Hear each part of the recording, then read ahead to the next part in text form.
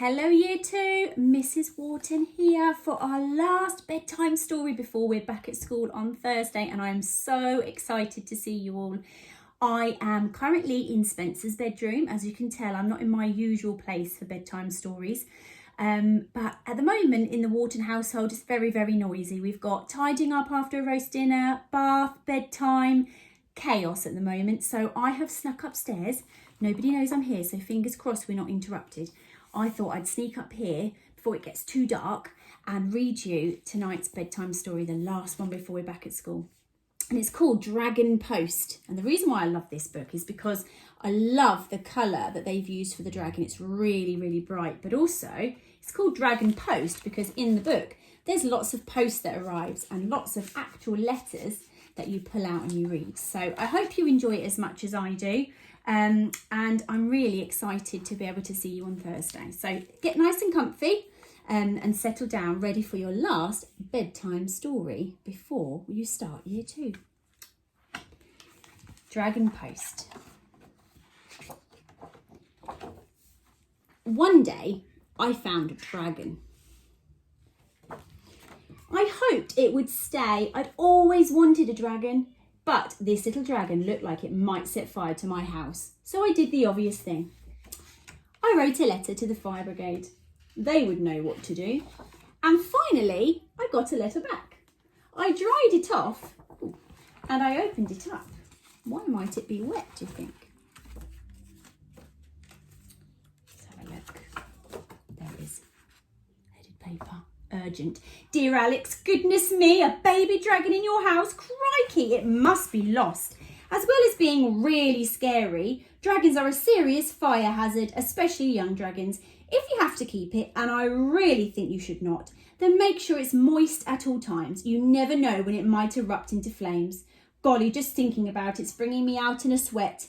Hang on. Oh, phew. I just had to dunk myself in a bucket of cold water to calm down. I suggest you do the same with the dragon. Douse it in water straight away. Yours frightfully, Henry Drant. P.S. Crikey. Oh dear, he doesn't sound very happy that he's got a dragon in his house. So I did as I was told. The dragon loved it, I could tell. But oh my dear, look at the mess. I don't think his mummy's going to be too impressed. Later, we were hungry. I did my best jam sandwiches, but the dragon was not a fan. I knew just who to ask about dragon food. I got a very speedy reply. And it came from the butcher's. Dear Alex, your dragon sounds delicious. I bet it would taste marvellous with potatoes, peas and carrots. I'm not surprised your dragon didn't like the jam sandwiches. Dragons eat meat, lots of meat. Because your dragon is so young, it will still have a lot of growing to do, so you should fatten it up with some juicy meat. Please find our latest offers on the back of this letter. I wonder if I could meet your dragon at your earliest convenience. Perhaps I could have your dragon over for dinner? I suppose you could come too if you have to. My tummy is already rumbling. Look forward to meeting you and your dragon. All the best, Mr. Angus Take. Do you think he wants to help? Or do you think he wants to eat the dragon? Let's see what he does next. That day, the dragon ate 23 steaks, 10 hams and half of my umbrella. His thank you roars were very loud. Maybe a bit too loud. Uh-oh, it's got some more post. I opened the letter very carefully.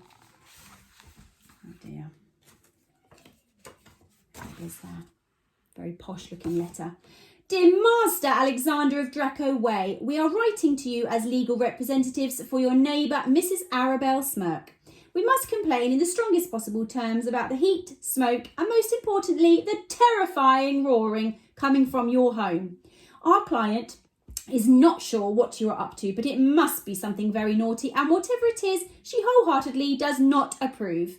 It is so noisy that it's upsetting her rock collection and making her potted plants sad. Our client does not like this very much. Please take steps to correct this problem as soon as possible. Understand that if you do not, we'll be taking further action. Yours legally, Petrodantic and P. Nickety. Oh dear, I don't think his neighbour's too impressed, is she? We said sorry to next door and my dragon tried to be quiet, but it's hard when you're growing so big in such a little house. We needed professional help. So I wrote another letter. The reply arrived just in time. Oh dear, this one looks a bit strange, look.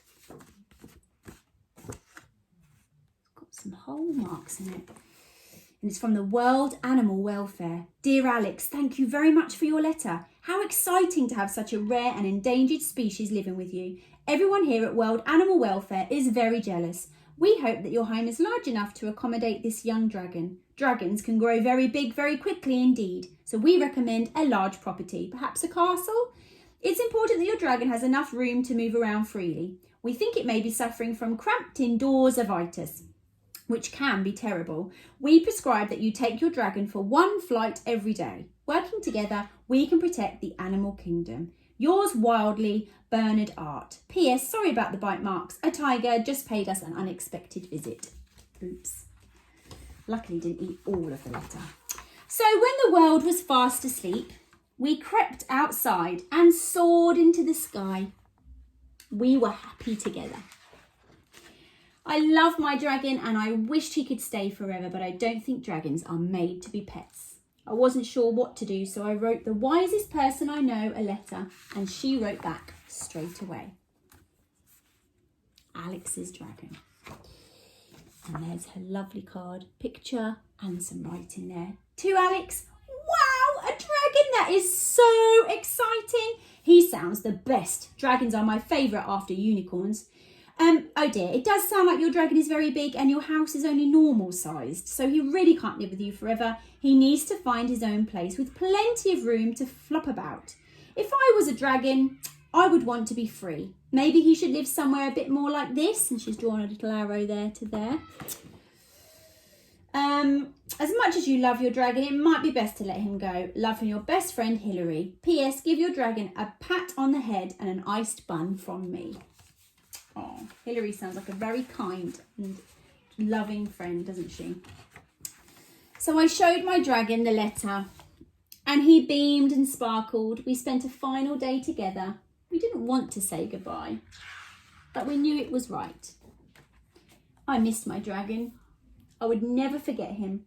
I hoped he would never forget me either. Then one day I got some post and it was, who do you think it came from? Dragon post.